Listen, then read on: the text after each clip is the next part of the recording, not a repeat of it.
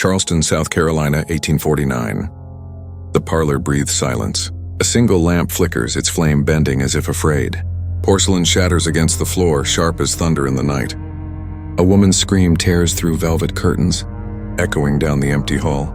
Somewhere in the chaos, a lullaby trembles from a child's lips, fragile, cracked, barely alive.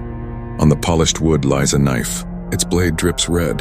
A hand grips the handle, knuckles white, unshaken. History will call it madness. But in this moment, it is something else entirely. Revolt sharpened to a point. The sun burned low over Charleston's edge, staining the sky with rust. Spanish moss hung heavy from the live oaks, swaying like nooses in the wind.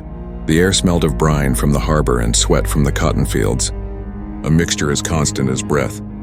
Chains clinked somewhere in the distance, faint but unmistakable. In the stables, an old man stooped over a broken harness. His fingers, gnarled and trembling, searched his pockets for nails. They spilled across the dirt floor like scattered teeth. "Lord, give me strength to finish one more day," he muttered, his voice a rasp. Ezekiel, the stable hand, his back bent from years of labor, his eyes always looking toward the earth as if afraid to meet the sky. Some said he spoke only to God now, in whispers that drifted like smoke. A younger voice called from the kitchen doorway. "Zeke, Mistress want that harness by sundown. If not, it's your hide." The girl who called stepped into the light. Clara. Her cheek bore a crooked scar, a memory etched into her skin. She wiped flour from her hands onto her apron, humming a hymn beneath her breath. The tune faltered, shaky as if each note carried risk. "She always wants something," Ezekiel said, spitting into the dirt. "Harness, bread, blood, it's never enough." Clara's eyes darted toward the big house where white columns gleamed against the twilight. Her voice dropped to a whisper. "You say that too loud and it'll be more than your hide." From the parlor windows came the sound of piano keys, crisp and delicate. The melody drifted across the yard, silencing even the birds for a moment. Clara froze. Ezekiel closed his eyes. "That girl again," Clara whispered. "Always playing like the devil himself got his fingers on her." "No," Ezekiel said, shaking his head. "Not the devil, just a child trapped in a gilded cage. Same as us. Cage just prettier." They fell quiet as the overseer's shadow crossed the yard. His boots struck hard against the dirt, his stride sharp and purposeful. He did not stop at the stable, only passed through. But the silence he left behind felt heavier than his presence. Ezekiel bent lower over the harness, muttering faster. Clara stepped back into the kitchen doorway, her hymn returning, quieter now. This was the Jameson plantation, a world built on sugar, cotton, and fear. Wealth dripped from its walls, but the ground beneath it was soaked in something else: sweat, blood, and the silence of those who dared not speak. For Ezekiel and Clara, survival meant small prayers, whispered songs, and bending until the spine almost snapped. They were not the story's fire, but they were its witnesses, carrying memory like coals in their pockets. The piano stopped. The silence pressed close. Somewhere a whip cracked, its echo sharp as lightning. Clara's hymn broke, her voice catching. "Another day," she murmured. "Lord, help us see another day." Dawn bled slowly across the fields, painting the cotton rows in pale fire. Smoke curled from the chimneys of the big house, carrying the scent of biscuits and bacon that never reached the quarters. In a corner cabin, Susannah sat on a rough stool, her fingers tracing the edges of a locket. The glass was cracked, the chain bent. Inside, faded beyond recognition, lay the image of her mother. "Don't wear it outside," a voice whispered. Joseph leaned against the doorway, shoulders broad for his age, eyes sharp. Around his neck hung a bone charm, smoothed from years of touch. If Calhoun see it, he'll take it. He'd take anything that shined. Susannah closed her fingers around the locket. "It's all I got left." "Let him try." Joseph smiled, quick, rebellious. "That's the fire in you." Their words were cut short by the sharp rap of knuckles on wood. The door swung wide and light spilled in like judgment. Mistress Eleanor Jameson stood framed in the doorway. Her presence filled the room, though she barely raised her voice. A lace handkerchief rested in one hand, untouched by dust. Her eyes were cold blue, precise as knives. "Why are you not in the house?" she asked. Her tone was soft, almost gentle, but it carried iron beneath. Susannah rose quickly, head bowed. "I was just..." Eleanor's gaze fell on the locket. "Give it here." Susannah froze. Joseph stepped forward, voice tight. It's just a trinket, mistress. Worth nothing, Eleanor's lips curved. Everything has worth, especially obedience. Her gloved hand reached out. Susannah hesitated, then dropped the locket into Eleanor's palm. With a flick of her wrist, Eleanor struck Susannah across the face. The crack echoed in the small room. Blood welled at the corner of Susannah's mouth. Spilled water yesterday. Talking back today. What comes tomorrow? Eleanor said, wiping her glove against the doorframe. I keep records, girl. Discipline written in my diary. Do not make the pages too long. She turned, skirts brushing the floor like whispers, and left as suddenly as she had arrived. Silence hung heavy. Joseph touched Susannah's shoulder. You can't fight her head on. She took Mama's picture, Susannah whispered, voice breaking. Joseph pressed the bone charm into her palm. Then keep this, so we don't forget. Outside, chains rattled as men were marched toward the fields. The sound blended with the faint notes of piano drifting from the big house. Margaret practicing scales under her mother's watchful eye. Susannah pressed the charm to her lips, tasting salt from her own tears. From childhood, her world was chains and commands, blood drawn for mistakes too small to name. But where chains bit the flesh, memory sharpened the will. And memory, once sharpened, can cut. The blacksmith's forge glowed red in the night. Sparks leaping into the darkness like fireflies set aflame. The air was thick with the smell of iron and smoke. Isaiah leaned into the anvil, hammer rising and falling in steady rhythm. Each strike was a heartbeat, each spark a prayer. He glanced up when Susannah appeared in the doorway, holding her cheek where the locket had once hung. You shouldn't be here, he muttered, sweat dripping from his brow. His voice was low, cautious, yet carried warmth. I needed to breathe, she replied. Out there, it's nothing but chains. Isaiah dipped the iron into water. Steam hissed, clouding the air. Chains break, he said. Steel don't last forever. Not when fire and hammer meet. She watched him work, her eyes fixed on the glowing metal. And what about flesh? What about souls? His hand stilled. Flesh breaks too easy, but the soul can burn hotter than fire. That's what keeps us alive. He turned, pressing something small into her hand. A nail, bent and cooled. Keep it, a reminder. Even iron bends. Susannah closed her fingers around it, the metal still warm. Thank you. The sound of piano drifted faintly from the big house. Delicate notes carried through the evening air. Later in the parlor, Susannah stood near the doorway, tray in hand. Margaret Jameson, the mistress's only daughter, sat at the piano, her fingers dancing across the keys. She was 17, pale and soft-voiced, a creature raised in satin but starved of affection. You're watching me again, Margaret said without looking up. Susannah lowered her eyes. Just listening, miss. Don't call me that when we're alone, Margaret whispered, striking a sour note and laughing softly. I hate the way it sounds, Susannah hesitated. What should I call you then? Margaret. Just Margaret. There was silence between them, broken only by the trembling notes. My mother says you have nimble hands, Margaret said suddenly.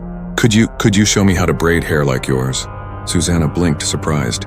Slowly, she set down the tray and stepped closer. Fingers brushed through Margaret's golden strands, weaving patterns as they whispered. Does it hurt? Margaret asked. No, not when it's done with care. Margaret smiled faintly. I wish my mother knew that. The words hung in the air, dangerous, fragile. For weeks, their secret meetings continued. Margaret asked questions no mistress's daughter should ask. Do you dream? Do you love someone? What would you do if you were free? Susannah answered carefully, always glancing toward the door. One evening, she whispered, My brother writes letters.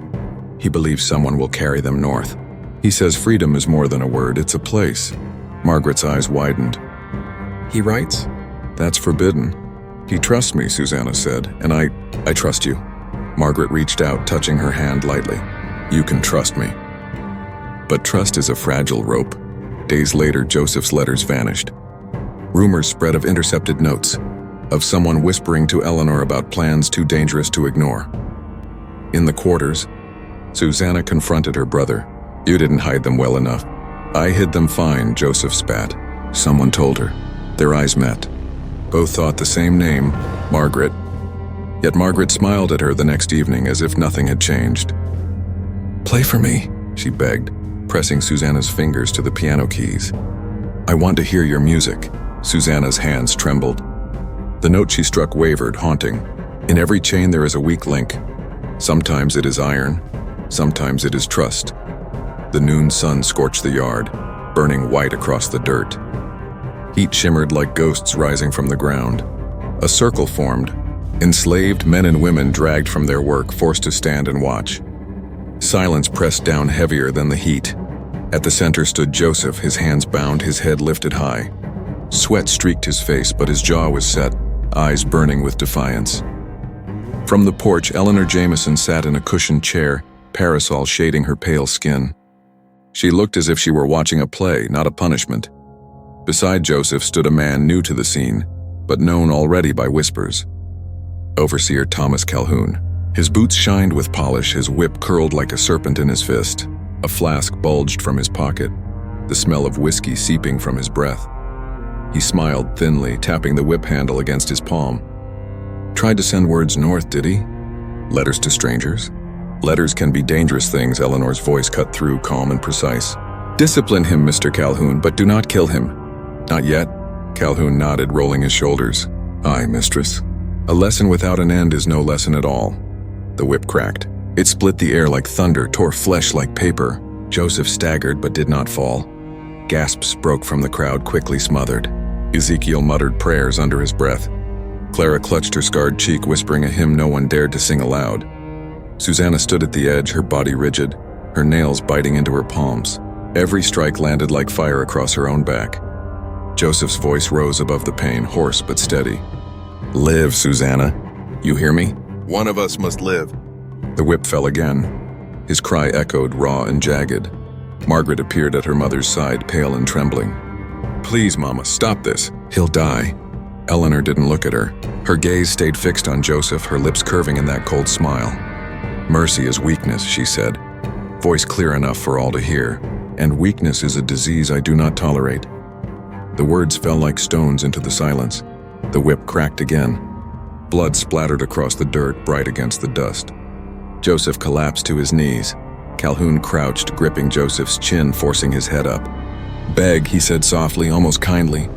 "Beg and maybe I'll stop." Joseph spat blood into the dirt. "I'll never beg you." The overseer's smile twisted. The whip rose once more. Susannah lunged forward, but two strong arms caught her. Isaiah holding her back. "Don't!" he hissed. "Don't give them more to break." Her scream tore from her throat, muffled by Isaiah's shoulder. At last, Eleanor raised a gloved hand. "Enough!" Calhoun lowered the whip, breathing hard, sweat glistening on his brow. Joseph lay still, chest rising and falling shallow. His lips moved, whispering something only Susannah could hear. "Live." Eleanor stood, adjusting her gloves, brushing invisible dust from her skirts. "See that he recovers. A dead lesson teaches nothing. And write it in the diary, 2 pages." She turned and walked away, Margaret trailing after her, her face pale with horror. That day, the locket cracked in Susannah's hand. What broke was not the glass, but the illusion that survival alone was enough. The fire in her had found its fuel. Night wrapped the quarters in shadows. The cicadas hummed, their drone masking whispers. Smoke from the day's fires still lingered, clinging to the rafters. Susannah sat on the dirt floor, her fingers tracing the cracked locket. Beside her, Clara stirred a pot of bitter herbs, the steam sharp and pungent. Clara's voice was low, steady. "Roots can heal. Roots can kill. Depends on the hand that holds them." Susannah lifted her gaze, eyes glinting with a fire Clara had never seen before. "Show me." Clara hesitated, her hands trembling just slightly. "If they catch you, they won't." Susannah's tone was hard. "Not if I'm careful." Clara sighed, tossing in a sprig of dried leaves. The scent grew darker, almost metallic. "This one numbs. This one burns the belly. Mix too much and it stops the heart." Ezekiel's shadow filled the doorway, his frame stooped but unbroken. "Child," he rumbled, "vengeance is a river that carries the dead with it. Don't step in unless you're ready to drown." Susannah's jaw tightened. "I've been drowning all my life." Silence lingered, broken only by the bubbling pot. Clara reached out, pressing a bundle of wrapped herbs into Susannah's palm. "Hide it well. Even whispers of this can hang you." A board creaked outside. Susannah froze. Footsteps. The door swung open. Calhoun's bulk filled the frame, his eyes sharp even in the dark. "What's this?" Susannah's heart thudded, but she kept her face blank. "Medicine, sir. For Joseph's wounds." The overseer sniffed the air, squinting. "Smells strong." Clara stepped forward quickly, bowing her head. "Healing needs strength, sir." "Nothing more." Calhoun lingered, eyes flicking from Susannah to the pot. Then with a grunt, he turned away. "See, he's ready for work come morning." When the door shut, Susannah exhaled, her whole body shaking. Clara whispered fiercely, "One mistake, and we all pay." Susannah clutched the bundle tighter. "Then I won't make one." Days stretched into weeks. Susannah moved like a shadow, learning the kitchens, memorizing who drank what, when. She scrubbed pots, polished silver, served tea to Eleanor without a tremor. But her eyes watched, always watched. The flask Calhoun carried, the glass Eleanor sipped from, the goblet Isaiah set down carelessly. One evening, Margaret caught her lingering near the pantry. "Susannah?" Susannah forced a smile. "Just cleaning, Miss Margaret." The young woman frowned, studying her. Something in her eyes, doubt, suspicion, before she turned away. Later that night, Susannah whispered to Joseph where he lay weak but breathing, "I won't let them win."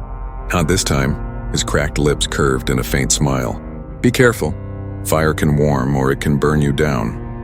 She kissed his hand, her resolve set. Every step was a gamble.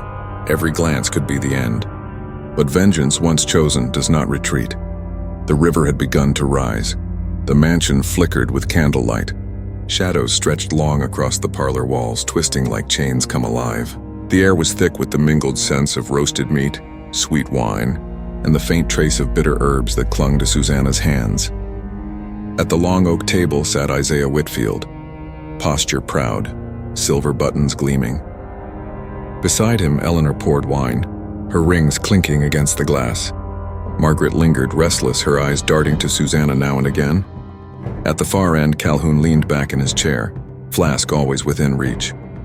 The hour was late, the air humid. Sweat shone on foreheads and tempers were short. Isaiah's voice thundered across the table. "The cotton yield doubles this year. The Lord smiles on hard work," Calhoun smirked. "And hard whips." Laughter rolled cruel and heavy. Eleanor's high-pitched giggle cut through, brittle as glass. Susannah moved silently between them, refilling goblets, laying plates. Her eyes lowered, her breathing steady, her palms damp. In the folds of her apron, wrapped tight, hid the herbs Clara had given her. Margaret's voice rose, soft but strained. "Father, must every toast be to the whip? Can we not speak of mercy?" Isaiah's gaze cut sharp as a blade. "Mercy weakens the blood." Susannah froze at his words. The room thickened with silence. Then Eleanor lifted her glass. "To the Whitfields," she sang. "May we never be broken." The goblets clinked. Susannah's hand trembled just slightly as she poured. Isaiah's eyes caught the movement. "What's wrong, girl?" Her voice was steady. "Nothing, sir." She stepped back into the shadows, watching. The goblets shimmered with crimson wine, the bitter taste hidden deep within. But Margaret's hand lingered on her glass, suspicion flickering in her eyes. She looked at Susannah, searching, uncertain. Then slowly she lowered the goblet without drinking. Isaiah drank deep. Eleanor sipped daintily, smiling. Calhoun raised his flask instead, muttering, "Wine's for children." Time slowed. The candle flame seemed to shudder. Isaiah's hand gripped the table, his jaw tightening. Eleanor gasped, clutching her chest. The sound of her ring scraping the glass echoed sharp. Margaret cried out, "Father?"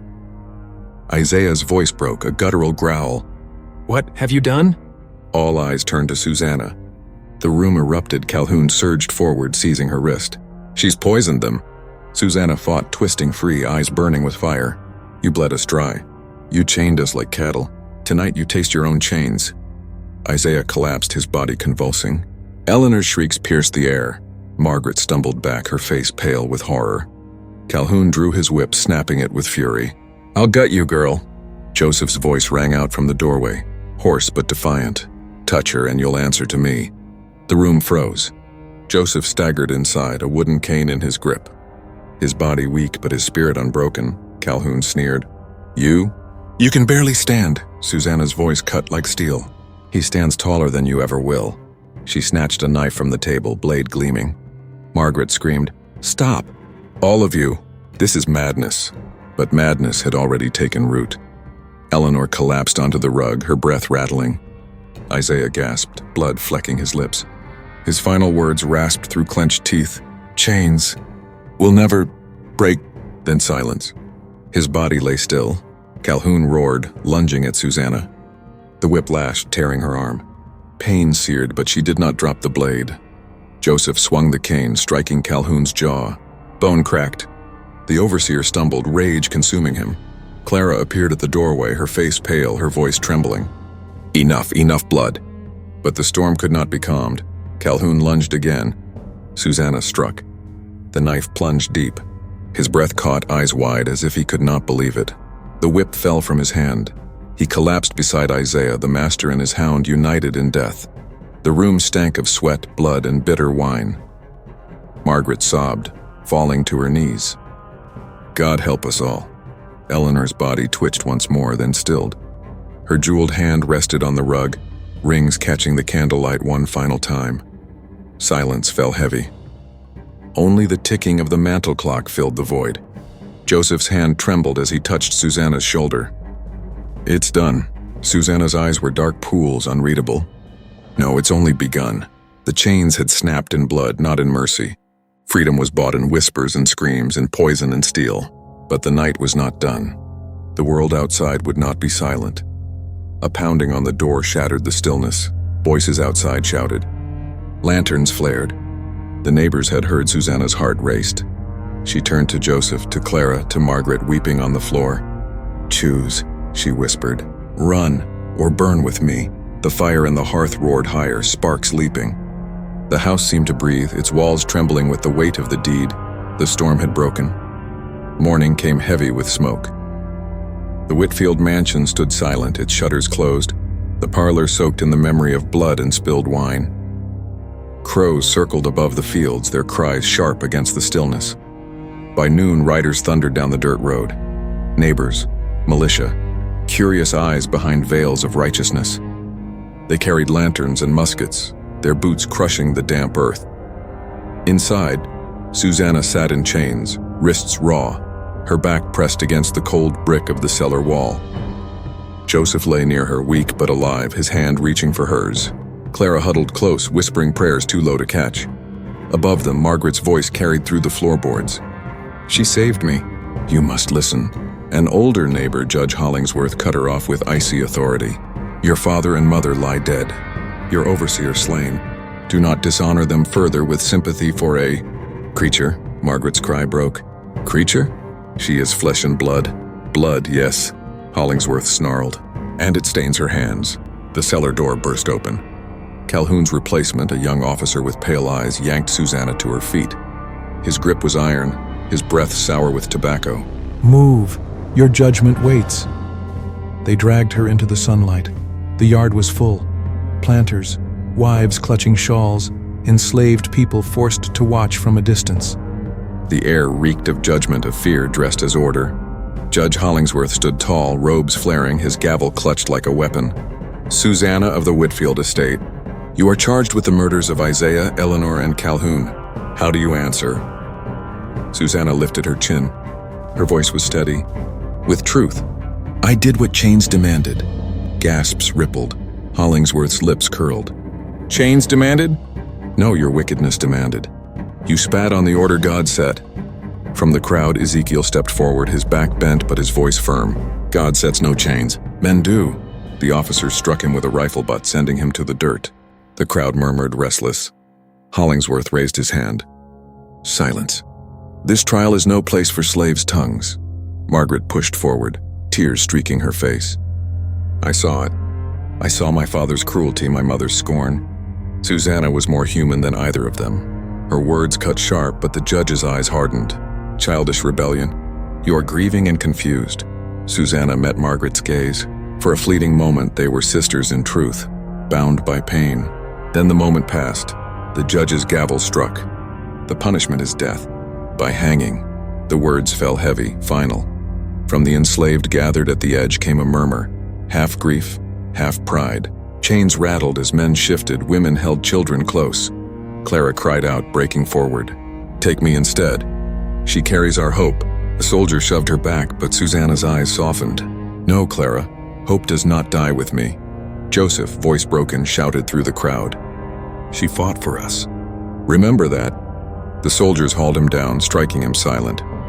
2 days later, the gallows stood in the square of Charleston. The sun burned hot and the air was thick with sweat, tobacco, and whispers. Susannah was led forward, her hands bound, her steps steady.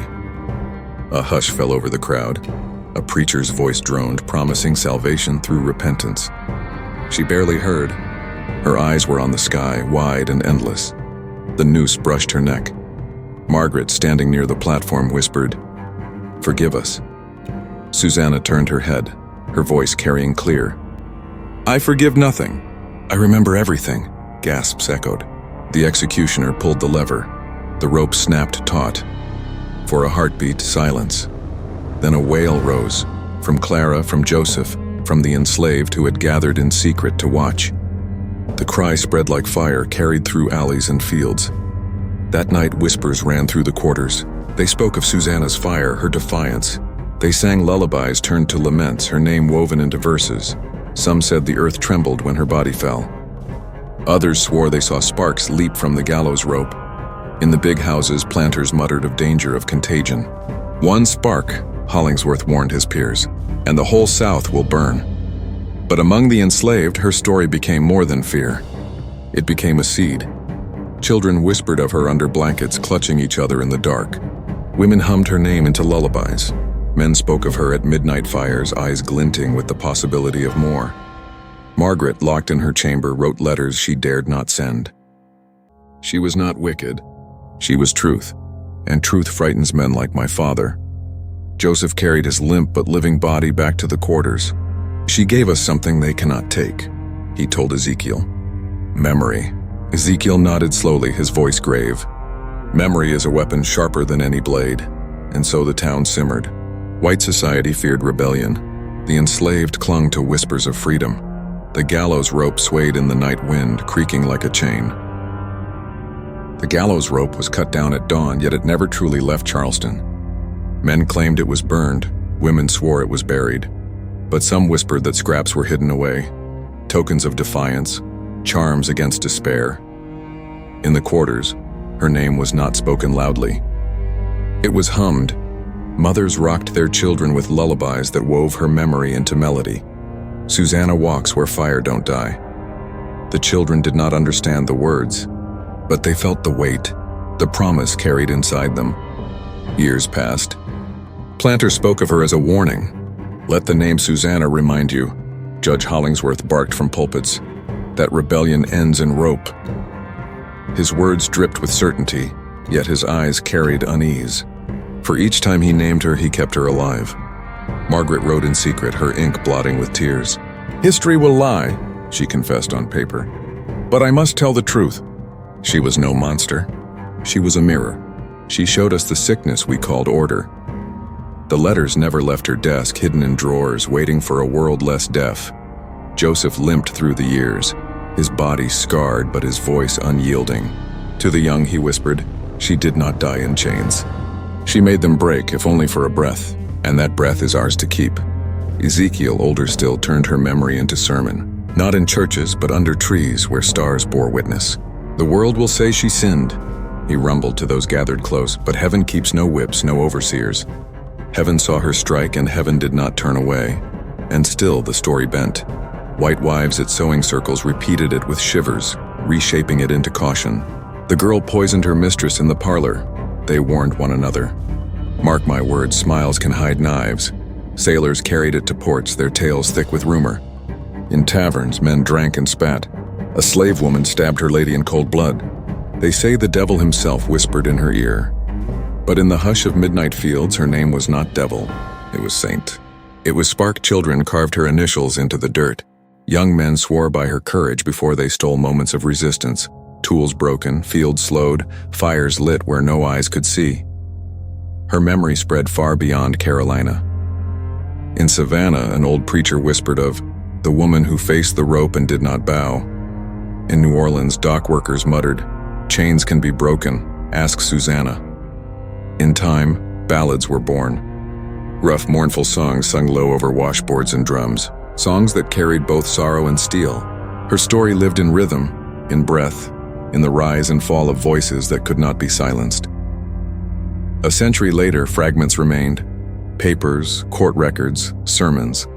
But in those cold lines, she was villain, not heroine, murderess, not martyr. Yet beneath the official words, the other story lingered, carried not by ink but by flesh and memory. In every whispered lullaby, in every prayer for freedom, in every dream of fire breaking through the dark. History is a battlefield, ink and rope fight with memory and song, and sometimes the song outlives them all. Susannah had become more than a woman, she was a legend, and legends cannot be chained. The gallows stood empty, but the silence it left behind was louder than the preacher's sermon, louder than the judge's gavel. Susannah's life, brief and brutal, carried the weight of a question that refuses to die. What is justice when laws are written in chains? Some called her a killer, others called her a saint. Both names say more about the world than about the woman. For in her silence there was obedience, and in her defiance there was truth. Chains are not only iron, they are memory, shame, silence. But when one voice breaks them, whether with poison, with steel, or with song, the echo cannot be stopped. Her story reminds us that rebellion is not always armies or banners. Sometimes it is a whisper in the dark, a bitter herb stirred in silence, a single hand refusing to tremble. We are left, then, with the uncomfortable truth. Freedom is never given. It is taken, and when taken, it demands blood, whether of the oppressor or the oppressed. The rope ended Susannah's breath, but not her fire. That fire burned on, carried by voices, by memory, by legend. And in the end, the question lingers. Who was truly guilty? The woman who struck, or the world that left her no other choice? The story of Susannah of South Carolina is not just history. It is a mirror of power, of cruelty, of resistance. She stood in a parlor of polished wood and silver goblets, and she chose to act.